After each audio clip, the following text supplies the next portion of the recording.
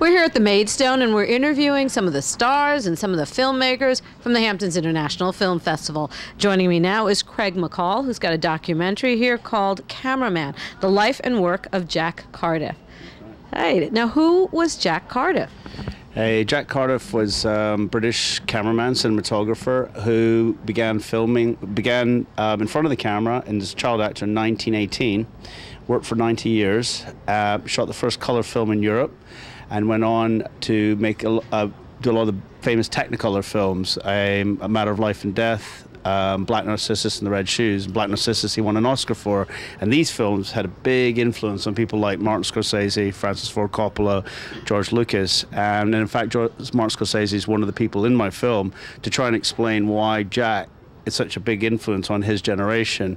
And in the film, for example, we show that why scenes in Raging Bull were influenced by a film that Jack shot called The Red Shoes, which is a ballet film. And some people go, boxing scenes in Raging Bull with an English ballet film, but that's one of the things that the film's trying to show is you might know the films, but Jack's one of the people behind it. How did you get involved with this project? It's my idea. It's an independent film, not made with broadcasters. I met Jack when I was doing music videos in the 90s in London. He was doing Vivaldi's Four Seasons and I was doing rap videos, but we started talking about a little hand crank camera, and he told me he'd taken something like that on African Queen when he shot the famous film with Bogart and Katharine Hepburn, and he said, oh, I still have footage. So in the film we've got all this behind the scenes footage of Hepburn and Bogart and John Huston all shooting African Queen. And that was one of the nice things with Jack. Not only had he been a cameraman and won all these awards and worked on famous films, but he used to photograph the actresses. So he's got all these great portraits of Marilyn Monroe, Audrey Hepburn. He even discovered Sophia Loren in a screen test when she was 16. Oh, and what other subjects are in your film besides Martin Scorsese talking about the influence from Jack Cardiff?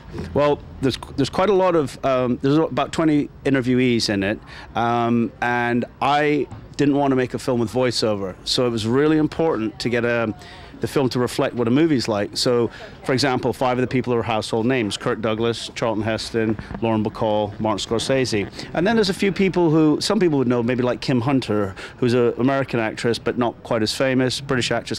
And then there's sound people and editors. So I thought it was important to have, just like a movie, you have the big stars, you have the behind the camera people, and so through the film, you know, if you're a real film buff, then there'll be people in there you recognize, and if you're not, there's still enough people there to kind of lead you through Jack's life, particularly Martin Scorsese, who's a big fan of his. And Jack Cardiff's family was involved in the film, right? There's not much of the fact that there's nothing of the family in it. Jack, I just took a line that, not that he didn't have an interesting family life, that we just wanted to concentrate in his career. His son, Mason Cardiff, came in and helped towards the end of the film because Jack was getting older. Jack passed away last year at 94. I mean, I started filming 10 years ago. So basically, Mason came in because Jack had such an archive of footage and photographs that it was really important to keep the continuity. And so I worked very closely with the family, and I'm really friendly with them because I didn't just shoot him just once or twice. It was over like 2 or 3 years at different times. He's in Cannes being honored, he's at his house, we go to Pinewood, and I think that's why you get a much more detailed view of his life. And people always say to me it's much more like a conversation. I say it's like having it's like having a bottle of red wine with Jack. So because when I met him, he was one of the only people, because he worked for 90 years, that could tell you about lighting Marlene Dietrich and then Sylvester Stallone in a Rambo movie. And I thought, this is great. So I call it the conversation over red wine rather than like a lecture that you sometimes get in documentaries.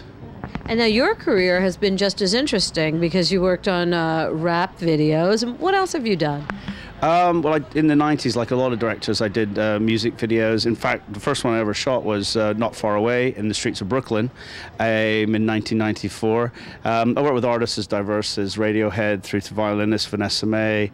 And then I've always done kind of independent films and commercial work. So that they tend to be my babies. And so this is probably the biggest one so far. I'm not going to try and spend 10 years making the next one. Hopefully it'll be a bit quicker. What is the next one? Do you have ideas that you want to pursue? I do. There's 2 or 3. In one way, I'd just like to be hired rather than raising all the money. You know, it'd be lovely to do something maybe on somebody famous and then reveal another side. Somebody like Michael Caine, who I think is a very interesting, another British subject. So Jack is somebody who's unknown, but I'm revealing him to the world. And maybe it'd be somebody who people think they know. But the other project, which seems to be coming on, is one about people who are still obsessed by Lady Diana. Wow, that should be interesting, and certainly in Britain, that's still a huge story. It might be. You'll have to watch this space. Wonder if I get it done. Hopefully, I'll come back to the Hamptons, and you'll be able to see for yourself.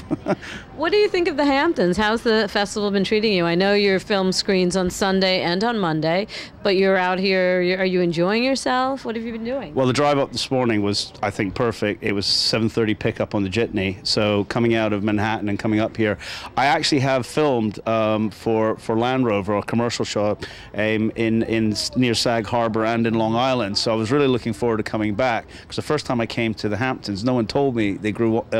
They made wine here. So the pumpkins I expected, the corn I expected, but when I saw the vineyards, I was kind of blown away. So I'm glad to be back. In terms of the festival, I'm just getting it in today. I went straight into fantastic masterclass sponsored by Kodak. Stuart Dryberg, who shot the piano for Jane Campion, he analyzed this. So I went straight into a camera thing. But now I'm going to go watch some. I'm going to watch some independent American films. I'm looking for. I mean, it's such a beautiful day. It's a gorgeous day. What films are you looking forward to seeing?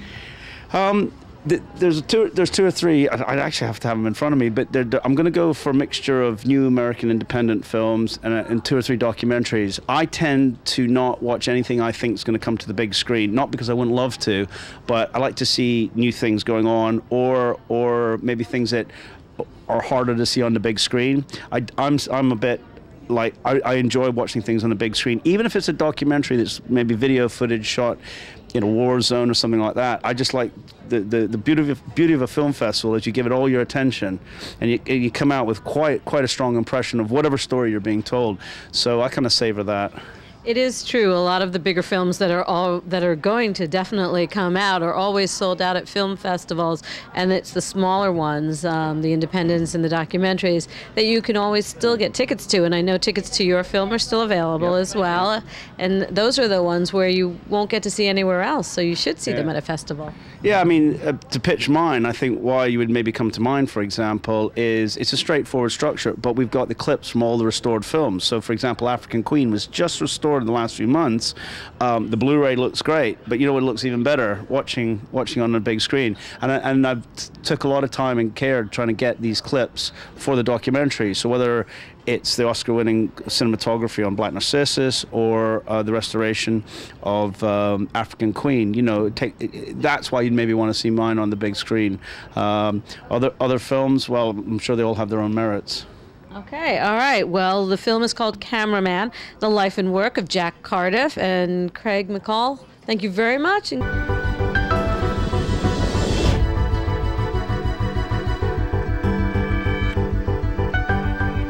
Jack Cardiff is an amazing guy.